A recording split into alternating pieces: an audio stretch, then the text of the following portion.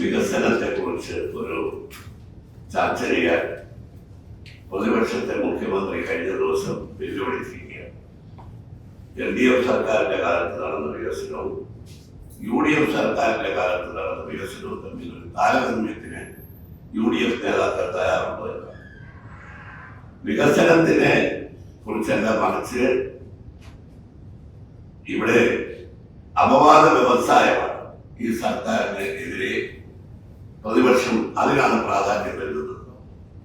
ഇവിടെ വികസനവും UDFന്റെ വികസന വിരുദ്ധ നിലപാട് തമ്മിലാണ് ഈ തെരഞ്ഞെടുപ്പിൽ ഏറ്റുമുട്ടുന്നത് എന്ന് പറഞ്ഞുകൊണ്ടാണ് അദ്ദേഹം ഈ പ്രതിപക്ഷത്തോട് LDF സർക്കാരിന്റെ വികസനത്തെ കുറിച്ചൊരു ചർച്ചയ്ക്ക് അദ്ദേഹം വെല്ലുവിളിച്ചിരിക്കുകയാണ്.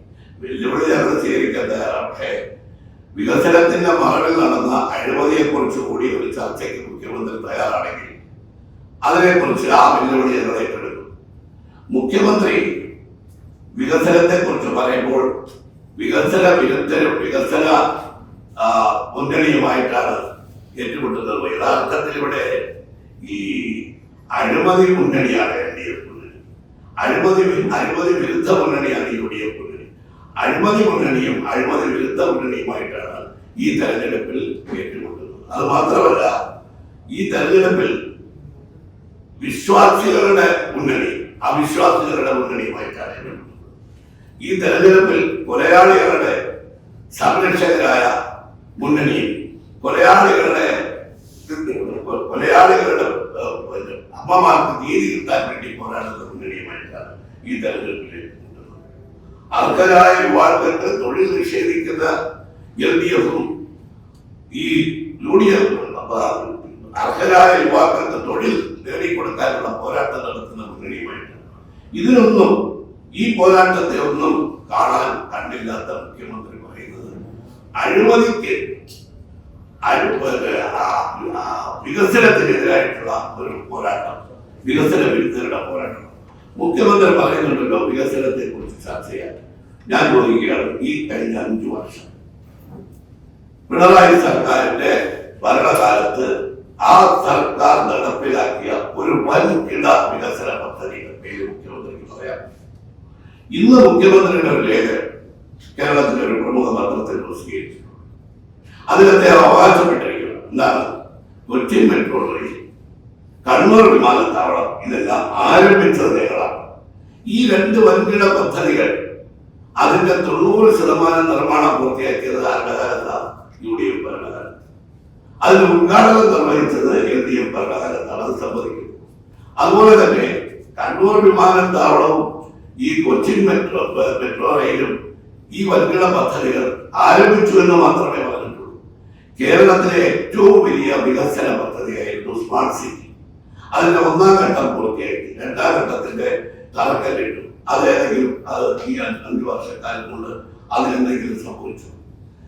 ഏതെങ്കിലും ഒരു വികസന പദ്ധതി, വൻകിട വികസന പദ്ധതി അതിൽ പറഞ്ഞിട്ടില്ല. അദ്ദേഹം പറഞ്ഞിട്ടില്ല, ഒന്നും പറഞ്ഞിട്ടില്ല. അതുകൊണ്ട് വികസനത്തിന്റെ മറയിലാണ് ഏറ്റവും കൂടുതൽ അഴിമതി നടന്നത്. ഇപ്പോൾ ഇന്നും ഇത് അദാനിക്ക് കൊടുത്ത ഈ ഇലക്ട്രിസിറ്റി അതിനുള്ള കരാറിനെ കുറിച്ച് പ്രതിപക്ഷ നേതാവ് പറഞ്ഞപ്പോൾ മുഖ്യമന്ത്രിയുടെ മറുപടി നുണക്കഥ പ്രചരിപ്പിക്കുന്നുണ്ട്.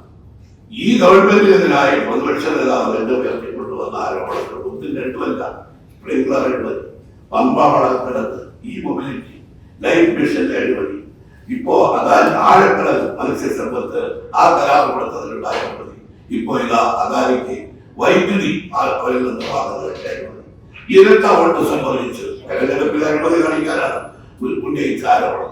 ഇതിലേതെങ്കിലും ഒരു നുണക്കഥയാണോ? ഇതിനൊന്നിനും മുഖ്യമന്ത്രി എന്തുകൊണ്ട് മറുപടി പറഞ്ഞിട്ടില്ല?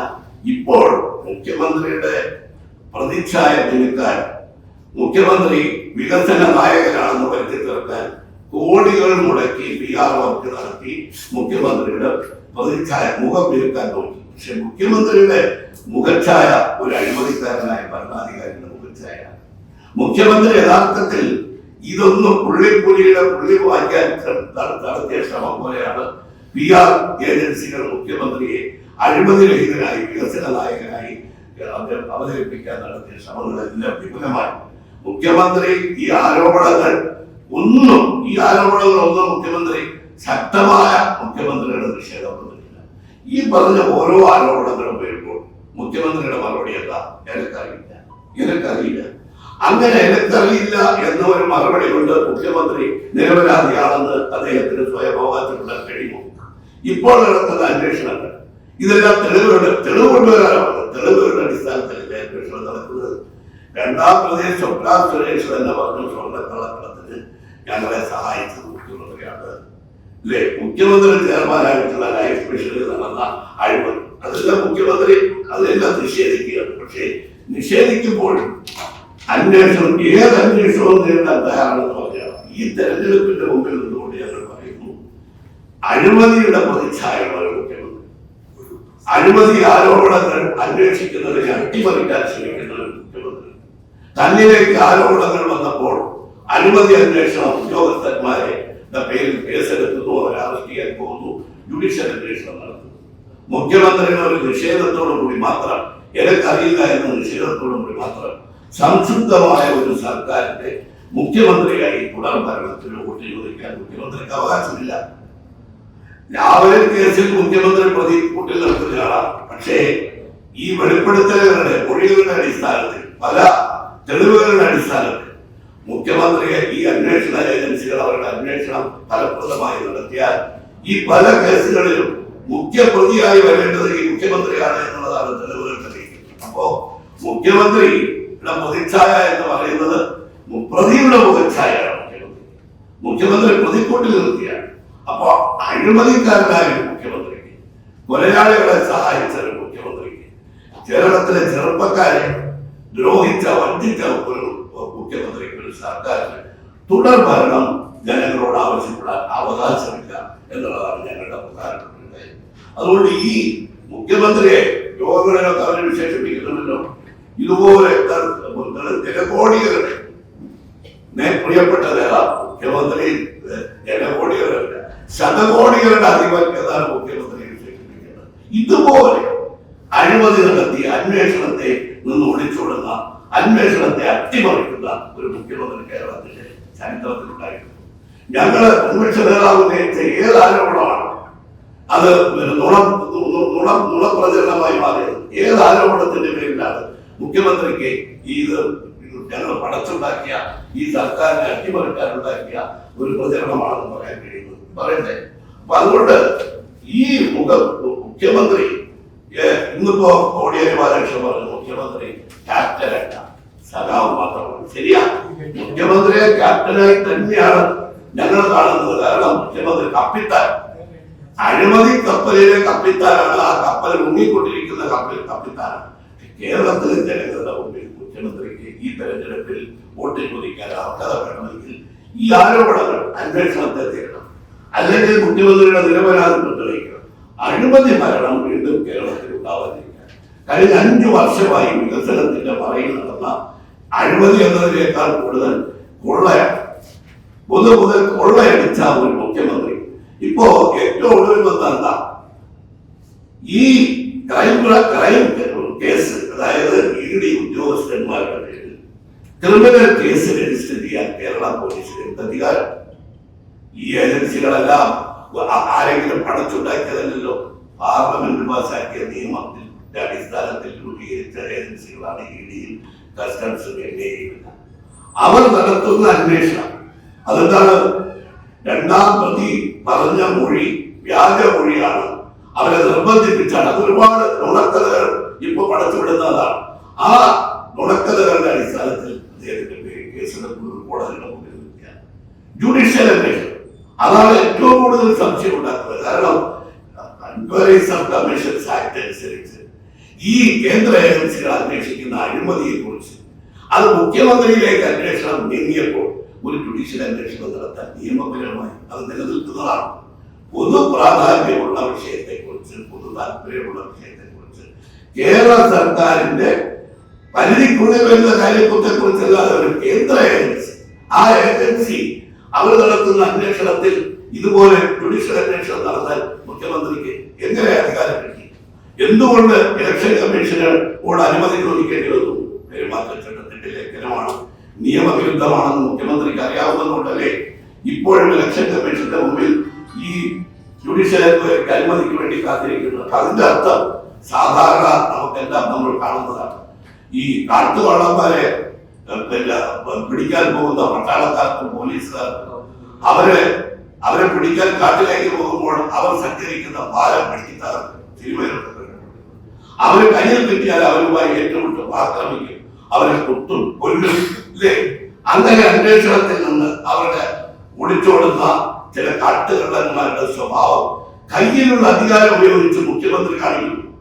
തന്നെ കുറിച്ചുള്ള അഴിമതി ആരോപണം അന്വേഷിക്കാൻ വന്ന കേന്ദ്ര ഏജൻസിയുടെ ഉദ്യോഗസ്ഥന്മാരുടെ പേരിൽ ഇല്ലാത്ത അധികാരം ഉപയോഗിച്ച് പോലീസിനെ കൊണ്ട് കേസ് രജിസ്റ്റർ ചെയ്യും. ധനകാര്യമന്ത്രി പറഞ്ഞു ഞങ്ങൾ വേണ്ടി വന്നാൽ അവരെ അറസ്റ്റ് ചെയ്യും. ഇത് അതുപോലെ ജുഡീഷ്യൽ എൻക്വയറി നിയമവിരുദ്ധമാണ്. ഒരു കാര്യം ഞാൻ പറയാം, IPC അനുസരിച്ച് കേസ് അന്വേഷണം അത് പോലീസിന്റെ കേന്ദ്ര ഏജൻസിയാണ്. ഇന്ത്യൻ പീനൽ കോഡ് അനുസരിച്ച് പോലീസ് അന്വേഷണത്തെ സ്വാധീനിക്കാനും അട്ടിമറിക്കാനും അന്വേഷണ ഉദ്യോഗസ്ഥന്മാരെ ആക്രമിക്കാനും തയ്യാറായാൽ അവരുടെ പേരിൽ IPC അനുസരിച്ച് അത് ക്രിമിനൽ ഒഫൻസായി കണ്ട് കേസെടുക്കാം. കേരളത്തിലെ മുഖ്യമന്ത്രിയുടെ പേരിൽ ED കേസെടുക്കേണ്ടതാണ്. കാരണം മുഖ്യമന്ത്രി അന്വേഷണ ഉദ്യോഗസ്ഥന്മാരെ ഭീഷണിപ്പെടുത്തി അവരുടെ പേരിൽ കള്ളക്കേസെടുത്തി ഇല്ലാത്ത നിയമം ഉപയോഗിച്ച് അവരുടെ പേരിൽ ജുഡീഷ്യൽ അന്വേഷണം നടത്തിയിരിക്കും. അങ്ങനെ അന്വേഷണത്തിൽ നിന്ന് ഒളിച്ചോടുന്ന മുഖ്യമന്ത്രി അഴിമതിക്കാരനാണ്. അതാ ഞാൻ പറഞ്ഞു, മുഖ്യമന്ത്രി ഇപ്പോൾ മുഖ്യമന്ത്രിയുടെ പ്രതിച്ഛായ ഈ വികസന നായകൻ എന്നുള്ള പ്രതിച്ഛായല്ല, മുഖ്യമന്ത്രിയുടെ പ്രതിച്ഛായ അഴിമതിക്കാരനായ പ്രതിച്ഛായ. അതുകൊണ്ടാണ് പ്രതിയുടെ ഛായ. ലാവ്ലിൻ കേസിലെ പ്രതി മാത്രമല്ല, മുഖ്യമന്ത്രി ഈ ജനങ്ങളുടെ സംശയം വളരെ ശക്തമായ വ്യക്തിയാണ്. ഈ കേസുകളിലെല്ലാം മുഖ്യമന്ത്രി പ്രതിയാവും. ഈ അന്വേഷണം ആരോപിച്ചതുകൊണ്ടല്ലേ മുഖ്യമന്ത്രി പ്രതിയാവാത്തത്? രാഷ്ട്രീയമായ തീരുമാനമല്ലേ? പ്രധാനമന്ത്രി ഇന്നലെ വന്നല്ലോ ഇവിടെ. പ്രധാനമന്ത്രി ഈ സർക്കാരിനെ എതിർക്കുമ്പോൾ ബാലാശങ്കറിന്റെ വെളിപ്പെടുത്തലിനെ കുറിച്ച് എന്തെങ്കിലും ഒന്ന് അദ്ദേഹം പറഞ്ഞു നിഷേധിച്ചോ? RSSന്റെ മേധാവിയായ ബാലാശങ്കർ നരേന്ദ്രമോദിയുടെ വിശ്വസ്തനായിട്ടുള്ളതാണ്. ഇവിടെ ഉണ്ടാക്കിയിട്ടുള്ള ടൈപ്പ് നമ്മുടെ സീറ്റിന്റെ കാര്യത്തിൽ മാത്രമല്ല, ഈ അഴിമതി അന്വേഷണം എല്ലാം ആരോപിക്കുക എന്നുള്ളത് BJPയും CPM തമ്മിലുള്ള രഹസ്യമത്വത്തിന്റെ ഒരു പ്രധാന നടപടിയാണ്. അതിന് തെളിവാണ് മുഖ്യമന്ത്രിയെ ചോദ്യം ചെയ്യും എന്ന് കണ്ടപ്പോഴാണ് അത് നിർവഹിച്ചുകൊണ്ടിരുന്ന കൃത്യനിർവഹണത്തിൽ ശുഷ്കാന്തിമാരിച്ച ഉദ്യോഗസ്ഥന്മാരാണ് യഥാർത്ഥത്തിൽ മുഖ്യമന്ത്രിയെ ചോദ്യം ചെയ്തേക്കുമെന്ന ഭയം വന്നപ്പോഴാണ് അവരുടെ പേരിൽ കേസെടുത്ത് അവരെ അറസ്റ്റ് ചെയ്യുന്നത്. അഴിമതിക്കാരനായ ഒരു മുഖ്യമന്ത്രി, അഴിമതിയിൽ മുങ്ങിക്കുളിച്ചു നിൽക്കുന്ന ഒരു സർക്കാരിന് ഈ തെരഞ്ഞെടുപ്പിൽ ജനങ്ങളോട് തുടർ ഭരണം ചോദിക്കാൻ അവകാശമില്ല. മാത്രമല്ല, ഇപ്പോ കള്ളവോട്ടിന്റെ കാര്യം മുഖ്യമന്ത്രി ഇന്നത്തെ അദ്ദേഹത്തിന്റെ പ്രസ്താവനയെ കണ്ടതിനെ ന്യായീകരിച്ചിരിക്കുകയാണ്. മുഖ്യമന്ത്രി ന്യായീകരിച്ചിരിക്കുകയാണ് കള്ളവോട്ട്. കാരണം ഇരട്ട വോട്ടുകൾ കള്ളവോട്ട് ചെയ്യാറുണ്ടാക്കിയതാണ്. ഇലക്ഷൻ കമ്മീഷൻ പ്രഖ്യാപിച്ചിട്ടുണ്ട് കള്ളവോട്ടോ ആർഭാടമോ നടത്തിയാൽ 1 വർഷത്തെ അല്ലേ ശിക്ഷ. ഞങ്ങൾ ആവശ്യപ്പെടുന്നു കള്ളവോട്ട് നടത്താൻ, ഈ ഇരട്ട വോട്ട് നടത്താൻ സഹായിക്കുന്ന പോളിംഗ് ഉദ്യോഗസ്ഥന്മാർ, ഇലക്ഷൻ കമ്മീഷൻ നേരത്തെ പറഞ്ഞത് പോളിംഗ് ഉദ്യോഗസ്ഥന്മാർ അവർ ഇതിനെ സഹായിച്ചാൽ ഇപ്പോഴല്ല പിന്നീട് അവരുടെ പേരിൽ നടപടി. അതുപോലെ ഇപ്പോ കഴിഞ്ഞ ദിവസം ആശാവിനെ കണ്ടില്ലേ, അതുപോലെ ആ മിനിറ്റിൽ കള്ളവോട്ടിനെ സഹായിച്ച ഒരു ഗൂഢാലോചനയാണ് ഈ ഇരട്ട വോട്ട് ഇത്രയും വർദ്ധിപ്പിക്കാൻ കാരണം. ആ ഗൂഢാലോചനയിൽ പലർക്കും പങ്കുണ്ട്.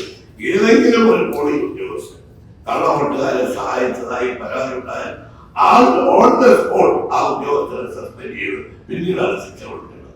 പകരം നിഷ്പക്ഷമായി പോളിംഗ് നടത്താൻ കഴിയുന്ന ഉദ്യോഗസ്ഥന്മാരെ അവരെ സബ്സ്റ്റിറ്റ്യൂട്ട് ചെയ്യാനുള്ള സംവിധാനം ഇലക്ഷൻ കമ്മീഷൻ ഉണ്ടാക്കണം.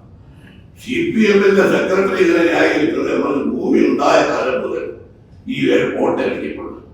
ഭൂമി ഉണ്ടായ കാലം മുതലല്ല, മാർക്സിസ്റ്റ് പാർട്ടി ഉണ്ടായ കാലം മുതൽ ഈ കള്ളവോട്ട് ആരംഭിച്ചു. മാർക്സിസ്റ്റ് പാർട്ടിയും കള്ളവോട്ട് ഇരട്ട കുട്ടികളാണ്. കാരണം എപ്പോഴെല്ലാം മാർക്സിസ്റ്റ് പാർട്ടി അധികാരത്തിൽ വന്നിട്ടുള്ളൂ അപ്പോഴെല്ലാം അവർ തന്നെ കണക്കെടുത്തിട്ടുണ്ട്. കള്ളവോട്ടിന് വേണ്ടി മാത്രമാണ് ഈ വോട്ട് ഇരട്ടിപ്പുണ്ടാക്കിയത്. 10 ലക്ഷത്തോളം വോട്ട് ഇരട്ടിപ്പുണ്ടായിട്ടുള്ളതാണ് ഞങ്ങളിത് പരിശോധിക്കാൻ നിയോഗിച്ച ഉദ്യോഗസ്ഥർ ഞങ്ങൾക്ക് തന്നിട്ടാണ്. 4 ലക്ഷത്തിന്റെ പരാതിയാണ് ഇലക്ഷൻ കമ്മീഷന്റെ മുമ്പിൽ കൊടുത്തത്. അപ്പോ അഴിമതി നടത്തി കോടികൾ സമ്പാദിച്ച് ഈ കേരളത്തിന്റെ പൊതുമുതൽ കൊള്ളയടിച്ച് ആ അന്വേഷണത്തിൽ നിന്ന് ഒളിച്ചോടുന്ന, അന്വേഷണത്തെ മരവിപ്പിച്ചിരിക്കുന്ന ഒരു മുഖ്യമന്ത്രി ഈ ജനഹിതം അട്ടിമറിക്കാൻ ജനാധിപത്യവിരുദ്ധമായ മാർഗത്തിന് ഈ ഇരട്ട വോട്ട് കൂടിക്കൊണ്ടുവന്നു. ഭാഗ്യത്തിന് ഈ പ്രതിപക്ഷ നേതാവ് അത് വളരെയധികം സങ്കീർണമായ ഒരു ജോലിയാണ്. അത് പരിശോധിച്ച് പരാതി കൊടുത്തതുകൊണ്ട് മാത്രമാണ് ഇപ്പോൾ ഈ പ്രഖ്യാപനങ്ങൾ ഉണ്ടായത്. അതുകൊണ്ട് അഴിമതിയിലൂടെ തന്നെ തുടർ ഭരണത്തിനുള്ള ശ്രമവും പരാജയപ്പെട്ടിരിക്കുകയാണ്. മുഖ്യമന്ത്രി ജനങ്ങളോട് പറയണം, അല്ലെങ്കിൽ മുഖ്യമന്ത്രി ഈ അഴിമതിക്കാരന് ഈ സർക്കാരിന് ജനങ്ങളുടെ തുടർ ഭരണം ചോദിക്കുന്നു എന്ന് തന്നെയാണ് ആവർത്തിച്ചു പറഞ്ഞുകൊണ്ടിരിക്കുന്നത്. വികസനത്തിന്റെ കാര്യത്തിൽ ജനങ്ങൾക്കൊന്നും ഒരു വൻകിട വികസന പദ്ധതി ഈ കേരളത്തിൽ ഉണ്ടായിട്ടില്ല. ഈ കേരള പോലീസിന് ഇല്ലാത്ത അധികാരം കേസെടുത്തില്ലേ? കേരള പോലീസിന് തീർച്ചയായിട്ടും അവരുടെ കൈകൾ കെട്ടപ്പെട്ടത് കൊണ്ടല്ലേ മുഖ്യമന്ത്രിയെ ചോദ്യം ചെയ്യാൻ പഠിക്കുന്നത്. ഇന്ത്യൻ പീനൽ കോഡിലെ വ്യവസ്ഥയെ ഞാൻ പറയുന്നത്, അന്വേഷണത്തെ അട്ടിമറിക്കാൻ തയ്യാറാണ്. അന്വേഷണ ഉദ്യോഗസ്ഥന്മാരെ ആക്രമിച്ചാൽ തീർച്ചയായിട്ടും അതിന് കേസെടുക്കാം. ക്രിമിനൽ ഒഫൻസാണ്. ഞങ്ങൾക്ക് സ്വീകാര്യമൊന്നുമായിട്ടില്ല. കേന്ദ്ര ഏജൻസി വിളിച്ചു വരുത്തിയത് മുഖ്യമന്ത്രിയാണ്. ഓരോ സ്റ്റേറ്റിലും കേന്ദ്ര ഏജൻസിയുടെ അന്വേഷണത്തിന് ഓരോ സ്വഭാവമാണ്. കോൺഗ്രസ് ഭരിക്കുന്ന സംസ്ഥാനങ്ങളിൽ MLA-മാർക്ക് ഏതാണ് കോഴ കൊടുത്തു എന്ന് പറഞ്ഞിട്ടാണ് അവർ അന്വേഷിച്ചത്. ഇവിടെ എന്താ, മുഖ്യമന്ത്രി തന്നെ ക്ഷണിച്ചു വരുത്തിയതാണ്. മുഖ്യമന്ത്രിയുടെ സ്പെഷ്യൽ സെക്രട്ടറി മുഖ്യമന്ത്രിയുടെ ഓഫീസിൽ ആസൂത്രണ ചെയ്ത സ്വർണ്ണക്കള്ളക്കടത്ത് അതുൾപ്പെടെയുള്ള കാര്യങ്ങൾ അന്വേഷിക്കാനാണ് വിളിച്ചു വരുത്തിയത്. അതും ഇതും തമ്മിൽ താരതമ്യം ചെയ്യാൻ പറ്റും. ആവശ്യപ്പെടുകയാണ്. ED എടുക്കേണ്ടതാണ്.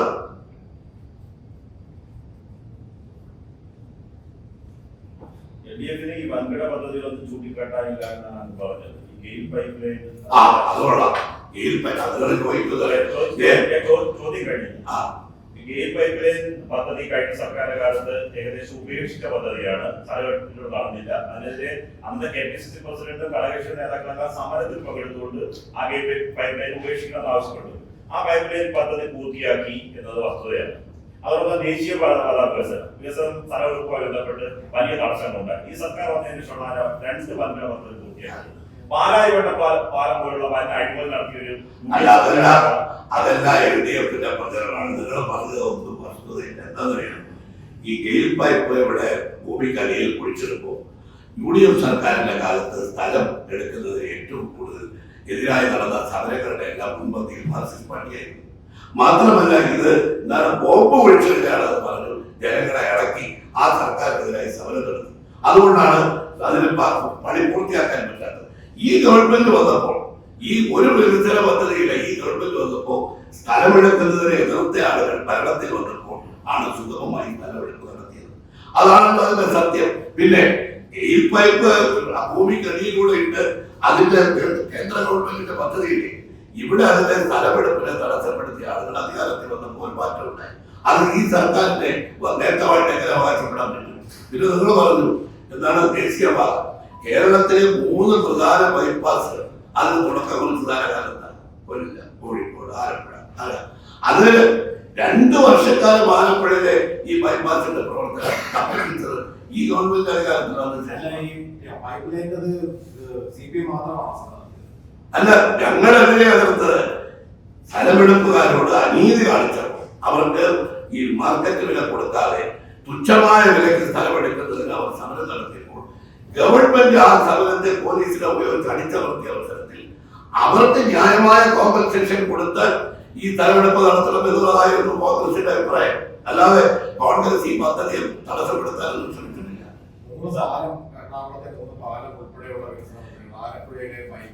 അല്ല, അത് ഞാൻ ചോദിക്കട്ടെ, 206 വൻകിട പാലങ്ങൾ ഉമ്മൻചാണ്ടിയുടെ ഗവൺമെന്റ് 5 കൊല്ലം കൊണ്ട് പൂർത്തിയാക്കി ഉദ്ഘാടനം. അതെ, അന്വേഷണം നടക്കില്ലേ? പാലാരിവട്ടം പാലത്തിന് അന്വേഷണത്തിന് എന്താ വന്നത്?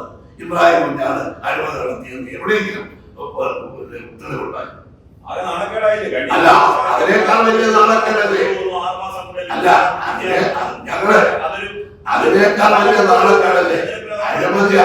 അഴിമതി ആരോപണത്തിന് വിധേയരായ ആളുകളെക്കൊണ്ട് മാർക്സിസ്റ്റ് പാർട്ടിയുടെ നേതാക്കളായി തെരഞ്ഞെടുപ്പിൽ മത്സരിക്കുന്നു. അഴിമതി ആരോപണം വന്ന MLA-മാരെ മാറ്റി നിർത്താൻ UDF തയ്യാറായില്ലേ? നിങ്ങള് ശിവരാമകൃഷ്ണനെ സീറ്റ് നിഷേധിച്ച പാർട്ടിയല്ലേ നിങ്ങള്? എന്തുകൊണ്ടാണ് ഞങ്ങള് ഇത് തന്നെ ഇത് അഴിമതി? ഞങ്ങളൊന്നും പറഞ്ഞു നിയമം അവരന്വേഷിക്കട്ടെ. ആരെയും അഴിമതി നടത്തി എന്ന് ആരോപിക്കപ്പെട്ട ആളുകളെ അവരെ സംരക്ഷിക്കാറില്ല. ഇവിടെ മുഖ്യമന്ത്രിയുടെ പേരിലുള്ള അഴിമതി പറഞ്ഞിട്ട് മൊഴി കൊടുത്തിട്ട് മുഖ്യമന്ത്രി ചോദ്യം ചെയ്യാൻ പോലും നിന്ന് കൊടുക്കുന്നില്ല.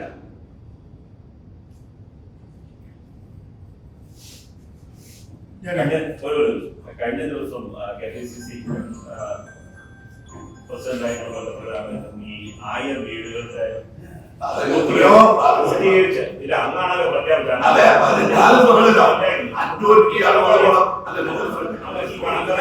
ചോദിക്കുന്നതിന് മുമ്പ് ഞാൻ പറയാം, ഇത് മുഖ്യമന്ത്രി അടക്കം എത്രയോ നാളായി ഇത് നിയമസഭയിൽ 500 പൂർത്തിയാക്കിയ വീടുകളുണ്ടായിരുന്ന അതിന് സംഭാവന ചെയ്ത പണം ആരുടെയൊക്കെയാണ്? അതെല്ലാം മുല്ലപ്പള്ളി രാമചന്ദ്രൻ പ്രസിദ്ധീകരിച്ചിട്ടുണ്ട്. ഞാൻ നേരത്തെ തന്നെ നടത്തി പത്രസമ്മേളനം നടത്തി പറഞ്ഞ 1000 വീടുകൾ പറഞ്ഞു, സാധിച്ചില്ല. 500 വീട് അപ്പൊ തന്നെ ഞാൻ പറഞ്ഞു 500 കൂടുതൽ വീടുകൾ പൂർത്തിയാക്കിയതിന്റെ അതെ, അത് KPCCയുടെ നേതൃത്വത്തിലാണ് ഈ വീടുകളൊക്കെ വെച്ച് നൽകിയത്. അടുത്തൊന്നുമല്ലോ അല്ല, കണക്ക് 560 വീടുകൾ ആ കണക്കല്ല. ആ പ്രഖ്യാപിച്ചത് തന്നെയാണ് മുല്ലപ്പള്ളി കഴിഞ്ഞ ദിവസം പറഞ്ഞത്. ആ കണക്ക് ഞാൻ നോക്കിയിട്ട് പറയാം. കണക്ക് അറിയാം. 500-ലധികം വീടുകൾ, 500-ലധികം വീടുകൾ വെച്ചു കണക്ക് വ്യക്തമായിട്ട് അറിയാം. ഇതൊരു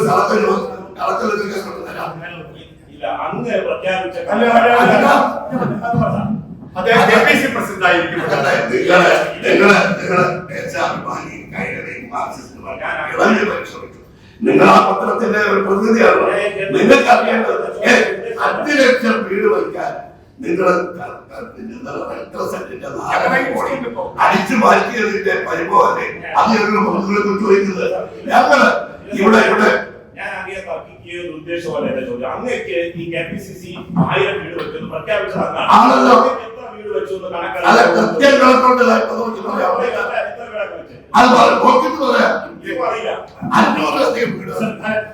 അതിന് മറുപടി കൃത്യമായിട്ട് പറയാം.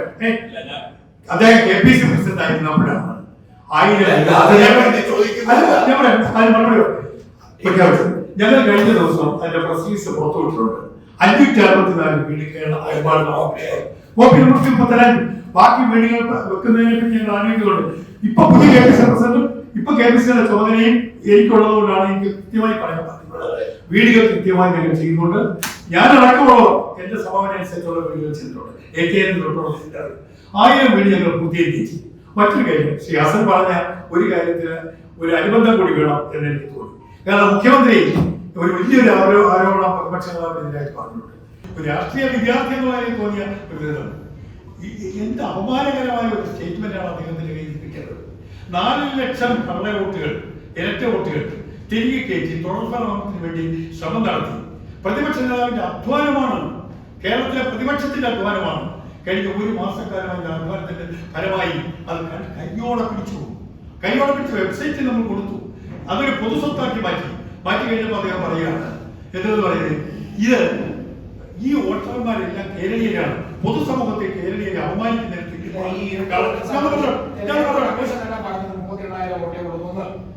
പലതും ഇരട്ടകളായിട്ടുള്ള വോട്ടുകളാണ്. പലരും പരസ്യമായി പറഞ്ഞു ഇരട്ട വോട്ട്, കള്ള വോട്ടാണോ ഇരട്ട വോട്ട്, വോട്ട് ചെയ്യുമ്പോഴാണ് കള്ള വോട്ടാവുന്നത്. ഇരട്ട വോട്ട് അങ്ങനെ വക്രീകരിച്ചതിനാണ് മുഖ്യമന്ത്രി.